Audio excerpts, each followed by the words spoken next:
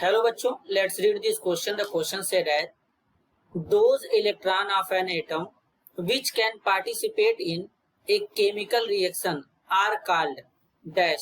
तो सबसे पहले समझेंगे बच्चों की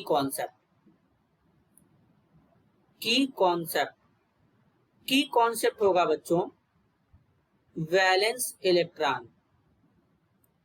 अब वैलेंस इलेक्ट्रॉन क्या होता है? ऐसा इलेक्ट्रॉन जो एलिमेंट के आउटर मोस्ट सेल में प्रेजेंट होता है उसे वैलेंस इलेक्ट्रॉन कहते हैं। और वैलेंस इलेक्ट्रॉन ही बच्चों केमिकल रिएक्शन में पार्टिसिपेट करते हैं। Means those electron of an atom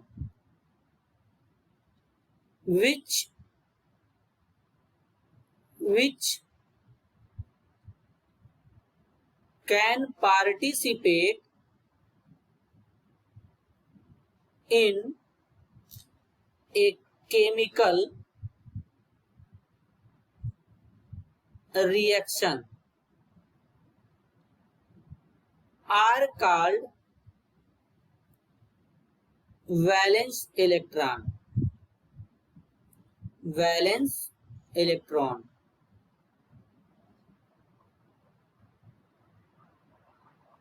अब जैसे बच्चों एग्जाम्पल से समझते हैं, जैसे सोडियम का एटॉमिक नंबर 11 होता है, इलेक्ट्रॉनिक कॉन्फ़िगरेशन 281 होता है।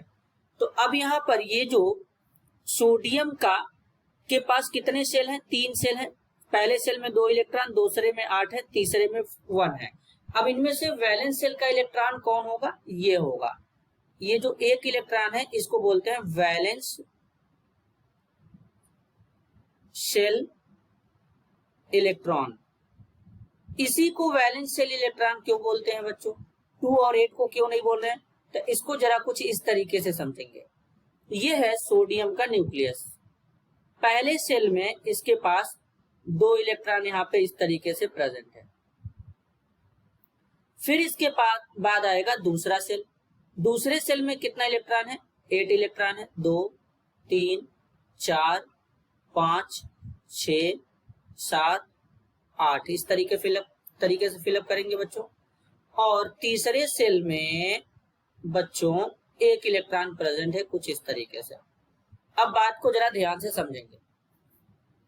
तो ये सेल हो गया पहला, ये हो गया दूसरा, ये हो गया तीसरा। तो अब पहले सेल में यानी यहाँ पर ये जो इलेक्ट्रॉन है ये पहले सेल में प्रेजेंट है, फिर दूसरे में 8 है तो तीसरे में 1 है। तो तीसरा कौन है बच्चों? सबसे बाहर वाला है, तो इसलिए इसको वैलेंस सेल कहते हैं। अब वैलेंस सेल के ही इलेक्ट्रॉन केमिकल रिएक्शन में क्यों पार्टिसिपेट करते हैं इसको भी समझ लेते हैं। अब यहाँ पर न्यूक्लियस पे पॉजिटिव चार्ज होता है बच्चों, इलेक्ट्रॉन पे कौन सा चार्ज होता है? नेगेटिव चार्ज होता है। न्यूक्लियस पे पॉजिटिव चार्ज होता है। क्यों?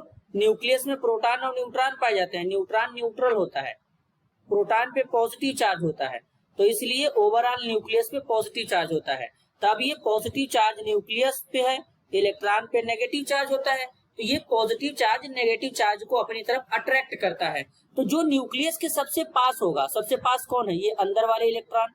तो इनको nucleus strong force of attraction से बाइंड करके रखेगा, तो इनको यहां से निकालना मुश्किल होगा। लेकिन ये जो सबसे बाहर वाला इलेक्ट्रॉन है इसके ऊपर फोर्स ऑफ अट्रैक्शन कम होगा बच्चों, क्योंकि ये तो न्यूक्लियस से दूर है, तो इसको निकालना आसान होगा। तो इसलिए वैलेंस शेल के ही इलेक्ट्रॉन केमिकल रिएक्शन में पार्टिसिपेट करते हैं।